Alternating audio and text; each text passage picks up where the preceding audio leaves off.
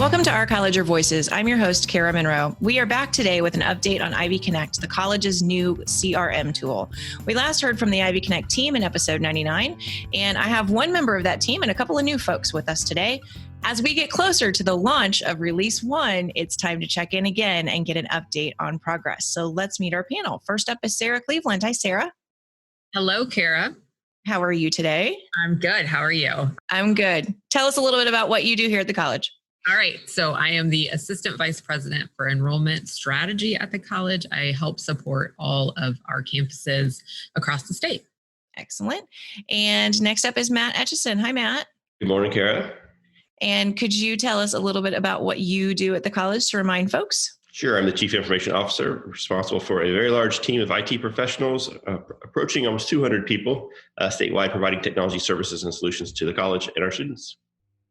Excellent. And last but not least is Kristen Moreland. Good morning, Kristen. Good morning, Kara. Tell us what you do at the college. I will. I'm the Chief Strategy Officer, and I have a team of people responsible for process improvement, project management, creative problem solving, and operations. Very good. Welcome to all of you this morning. I can't imagine three people I would rather start my day with today. So, Kristen, we know that you are new to the team. Andy Bound was here previously when Matt and I talked last. Can you describe your role for our listeners specific to the CRM especially?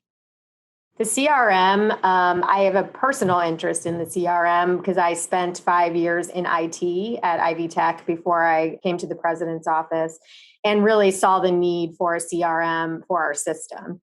So I have a personal interest. And then when Andy Bound left for his president's job, they asked me to take over as executive sponsor with Matt Etchison to help us integrate the CRM into our system and to make sure that we have appropriate change management training and that everyone is really buying into this tool that's going to help us a great deal in terms of moving the college forward. Very good. When Matt, I think I'll start with you and then we'll ask other folks to join in on this question. When we last spoke, it was about mid-June. It's now early August. Remind folks just where we are and then give them an update on what's happened from June to August. We're charging forward with the project, and I'm happy to report we are on time, on task, and under budget. This is a testament to all the incredible team members working on the project. And a special shout out to the Salesforce champions and all the campus folks who attend meetings and participate. They're doing some incredible work. So we have the production Salesforce IvyConnect org, which is what we call the environment built. This is really the shell or the frame of the house, if you will. So obviously, we've not gone live, but the software as a service that Salesforce offers and their org for Ivy Tech is actually built.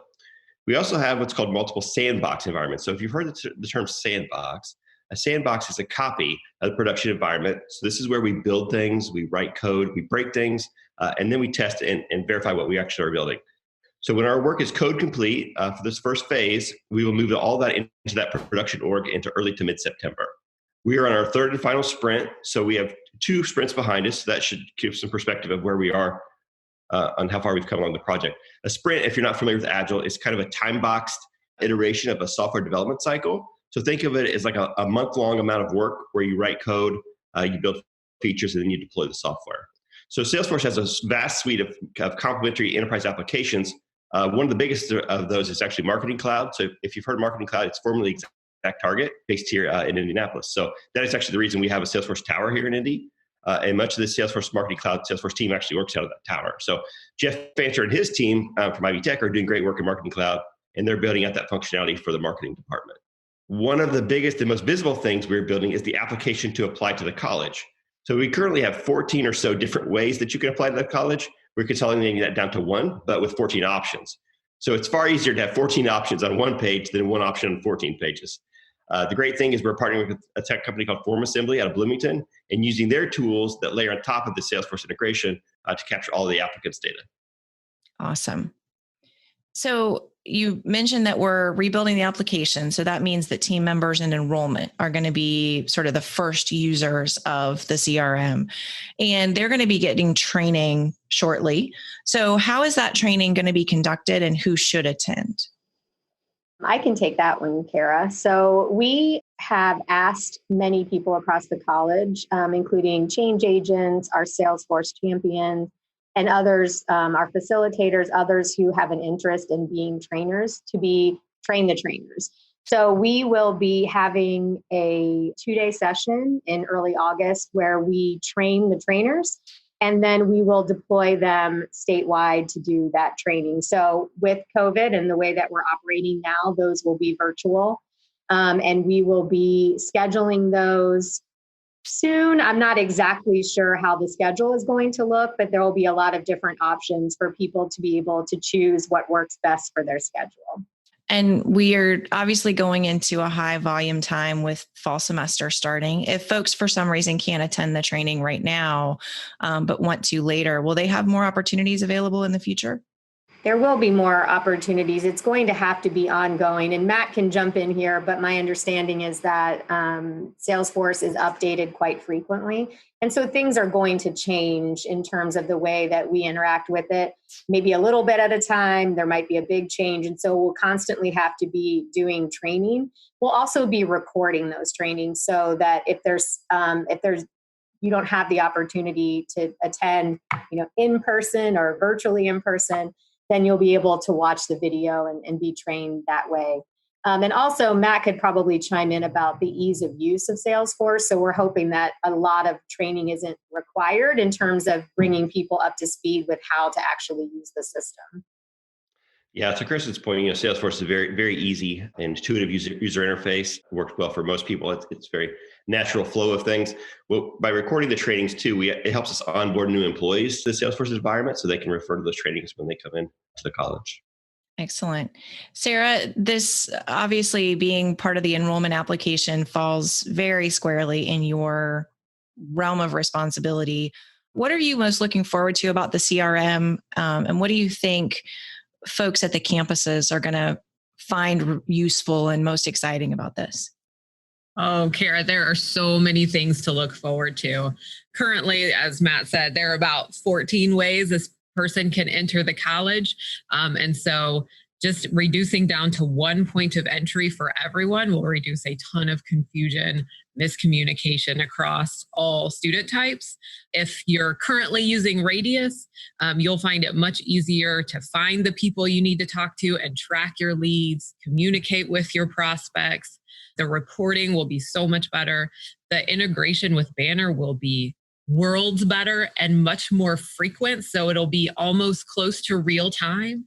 And the handoff between departments will be a lot easier as well, because everybody will be on this sort of single pane of glass. If you've heard Matt talk about the CRM, he keeps referencing the single pane of glass. And as I've gotten into the system and really helped sort of design what it's going to look like, it truly is a single pane of glass where all of these other pieces will feed into it. So watching the student journey from a lead or a prospect all the way to a registered student will become more easy and more efficient and just a better experience for staff, but also for students, because all of the information will be in one place. That's awesome. I can't wait until we get this and I get to see it. I'm excited about it. So as we look beyond release 1, so we don't stop at release 1, we keep on going. What's coming next? There are a lot of great things that are on our release roadmap. We're doing something with health sciences and selective admission programs, which is really innovative and on the cutting edge for higher ed. It's pretty impressive. Make more Hoosiers want to go into the health sciences at Ivy Tech. So more to come on that soon. We're looking at doing even more with admissions and enrollment and likely building out full two-way texting and chatbot technology. Just a lot of cool stuff that'll help us better serve our students. This will be planned for release 2, which is looking at late March of next year. Excellent. Very good. As you know, every episode ends with a call to action, and this time it is to watch your email and pay attention if Salesforce training is available or IvyConnect training is available to you. Make sure to take advantage of that. Thank you again for joining this episode of Our College, Your Voices. I want to thank the members of today's panel, Sarah Cleveland, Matt Etchison, and Kristen Moreland. I'm your host, Kara Monroe. You can connect with me on Twitter at KNM Tweets. Thanks to our guest producer, Kelsey Batten. You can reach us by email at ourcollegeyourvoices@ivytech.edu. Don't forget, you can always leave us a voice voicemail at 317-572-5049. If you're an Ivy Tech faculty or staff member, join our Microsoft Teams listener community. I send out instructions for how to join that community every Thursday. Our website is ivytech.edu/podcast. Production assistance for this and every episode provided by Becky Campbell, Sarah Ferguson, and the Ivy Tech Community College marketing team. And our podcast concept is by Matthew Pittman. Theme music, post-production services, as always, provided by the amazingly talented Jen Eads at the Brassy Broadcasting Company. And we will talk to you next time on Our College, Your Voices.